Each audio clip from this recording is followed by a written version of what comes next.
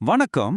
நாம இன்னைக்கு பார்க்க போற விஷயம் நீதிய பத்தி நம்மளோட பார்வையே மாத்தக்கூடிய ஒரு விஷயம். ரொம்ப ஆழமான ஒரு தத்துவம். இது யார்கிட்ட இருந்து வருதுன்னா மகாஞானியான அகத்தியர்கிட்ட இருந்து. வாங்க இது என்னன்னு விரிவா பார்க்கலாம். ஒரு நல்லவரை ஒரு கெட்டவர் ஏமாத்துறாருன்னு வச்சுக்கோங்க. அப்போ என்ன நடக்குதுன்னா, அந்த நல்லவரோட பாவத்தை எல்லாம் அந்த கெட்டவர் எடுத்துக்கிறாராம். பதிலுக்கு அவரோட புண்ணியத்தை அந்த நல்லவருக்கு கொடுத்துட்றாராம். இதுதான் அகத்தியர் சொல்றது. நாம இன்னைக்கு பேச போற எல்லா விஷயத்துக்கும் இதுதான் அஸ்திவாரமே. இதை ஒரு கார்மிக் எக்ஸ்சேஞ்ச் அப்படின்னு சொல்லலாம். அதாவது நமக்கு அநீதியா தெரியற ஒரு விஷயத்துக்கு பின்னாடி பிரபஞ்ச அளவுல ஒரு கணக்கு இருக்குன்னு இதை நமக்கு புரிய வைக்குது. சரி, நாம முதல்ல பார்க்க போறது அகத்தியரோட இந்த அறிவுரையை தான். ஏன்னா இந்த தத்துவத்தை நாம சரியா புரிஞ்சுக்கிட்டாதான் இதுக்கப்புறம் வரப்போற விஷயங்களோட முக்கியத்துவத்தை நம்மால முழுசா உள்வாங்கிக்க முடியும். இப்போ பாருங்க, ரெண்டு விதமான பார்வை இருக்கு. ஒன்னு நமக்கு வெளியில இருந்து பார்க்கும்போது தெரியறது, அதாவது ஒரு கெட்டவன் நல்லா இருக்கான், ஒரு நல்லவன் கஷ்டப்படுறான்னு தோணும். ஆனா அகத்தியரோட பார்வையில, அதாவது பிரபஞ்ச நீதியின்படி பார்த்தா, அந்த கெட்டவன் அந்த நல்லவரோட பாவங்களை எடுத்துக்கிட்டு தன்னோட புண்ணியத்தை இழந்துட்டு இருக்கான். சோ இது வெறும் அநீதி கிடையாது, இது ஒரு கர்ம பரிமாற்றம். இந்த ஒரு பார்வை அநீதியை பத்தின நம்ம புரிதலையே மாத்திடுது இல்லையா? சரி, ஒரு ஆழமான தத்துவம் இருக்கு. ஆனா இத வெறும் பேச்சோட நிறுத்திக்க முடியுமா?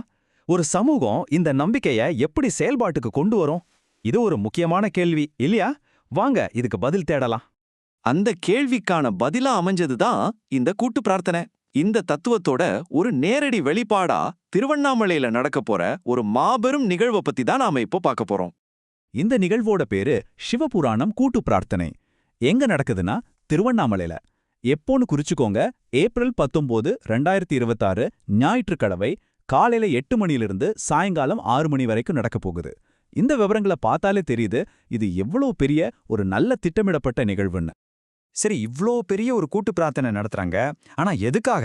இதோட நோக்கம் என்ன? இதுக்கு பின்னாடி இருக்கிற பெரிய சங்கல்பம் என்னவா இருக்கும்? வாங்க அதை தெரிஞ்சுக்கலாம். இது ஏதோ ஒரு தனிப்பட்ட நபருக்காக நடக்கிற பிரார்த்தனை இல்ல. இதோட நோக்கமே ரொம்ப பெருசு. ஒட்டுமொத்த உலகத்தோட நலனுக்காகவும் தர்மம் தலை நிமிர்ந்து நிக்கணுங்கிறதுக்காகவும் இது நடத்தப்படுது. அது மட்டும் இல்ல, இது எல்லாமே ஈசனோட கட்டளைப்படி நடக்குதுங்கிறது தான் இங்க விசேஷமே. இன்னொரு முக்கியமான விஷயம், இதுல அகத்தியர் பக்தர்கள், சிவபக்தர்கள், ஏன் பொதுமக்கள் கூட கலந்துக்கலாம். இது ஒரு திறந்த அழைப்பு.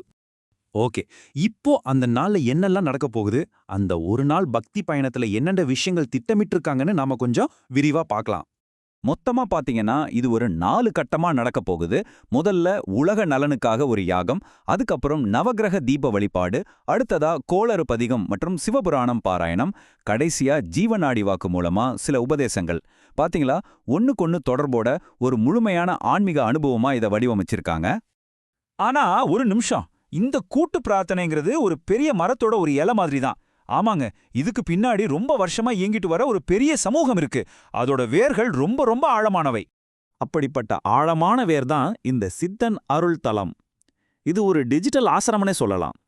இந்த சமூகத்தோட ஆன்லைன் ஹப் இதுதான். சும்மா நினைச்சு பாருங்க, 2170க்கும் அதிகமான பதிவுகள். இந்த ஒரு நம்பரே போதும் இந்த சமூகத்தோட அர்ப்பணிப்பு எந்த அளவுக்கு இருக்குன்னோ, இங்க எவ்வளவு பெரிய ஒரு அறிவு புதையல் இருக்குன்னோ புரிஞ்சுக்கிறதுக்கு. இது நேத்து இன்னைக்கு ஆரம்பிச்ச ஒரு விஷயம் கிடையாது.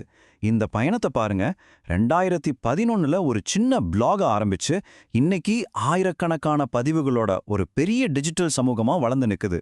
இது ஒரு 10 ஆண்டு கால டிஜிட்டல் தவம்னே சொல்லலாம்.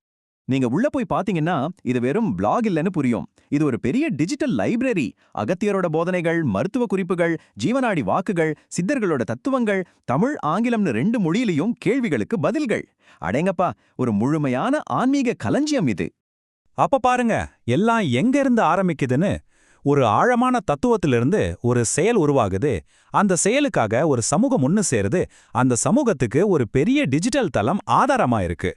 தத்துவம், செயல், சமூகம், இந்த மூணையும் இணைக்கிற ஒரு பாலமா தான் இந்த சித்தன் அருள் இருக்கு.